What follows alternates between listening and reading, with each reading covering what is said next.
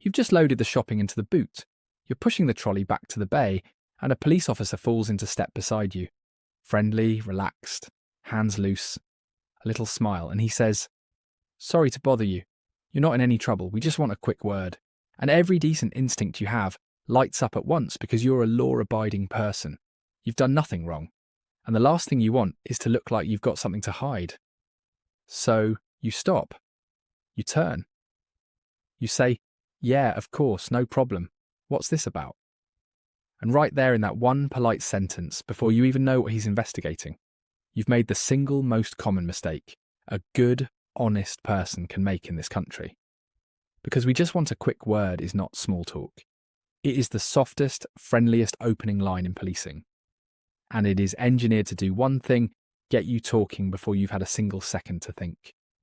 I'm Oliver Bennett. I've spent 15 years as a criminal defence solicitor in police stations across England and Wales, and I've watched more innocent people talk themselves into trouble with a quick word than I could ever count. So over the next few minutes, I'm going to give you one calm sentence, completely legal, completely polite, that ends that conversation on your terms and hands the power back to you. But you need to know this. That friendly line has 3 different disguises. There's the one in the car park. There's a second one that comes down a phone line or through your letterbox, and it is far, far more dangerous than the car park. And there's a third that knocks on your front door. By the end, I'll have armed you against all 3, and I'll have given you the one sentence that beats every version of it. Stay with me because it's the second one, the phone call, that quietly ruins good people who never saw it coming. Let's start with the car park, the street version, because the law here is simpler than you think, and it is entirely on your side.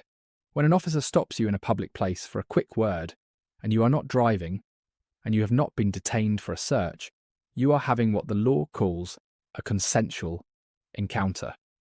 Consensual, that word is everything. It means the conversation only continues for as long as you agree to stand there. You are not obliged to answer his questions. In most situations, you are not even obliged to give him your name.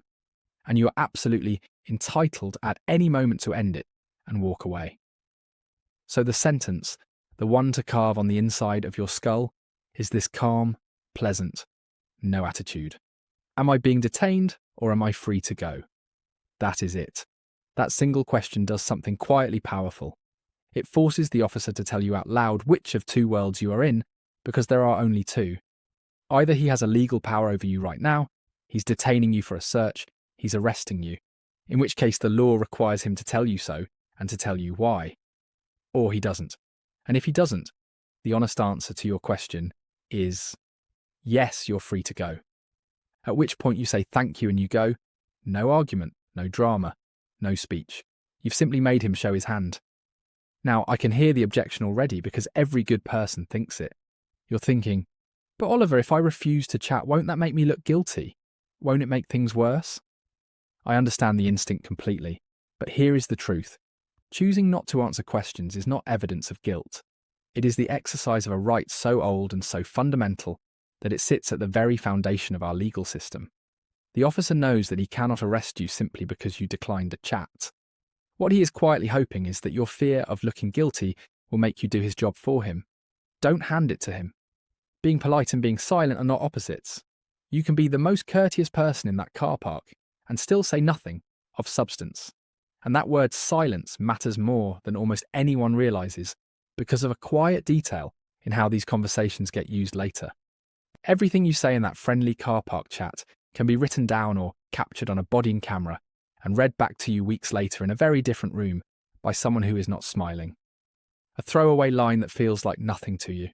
Oh, I was around my mates on Tuesday can become months down the line the exact detail that places you somewhere you'd be far better off not being placed. And here's the cruelty of it. The innocent lines are the dangerous ones because you say them freely without a second thought. I don't really know him. I was only there for a minute. That's not my car. I just borrowed it. Each one feels helpful. Each one is a fact you have handed over that can be checked, contradicted, and used. You cannot unsay a word of it. So the golden rule of the quick word is simple. You give your courtesy freely and your account not at all. And once you know what to listen for, you'll hear,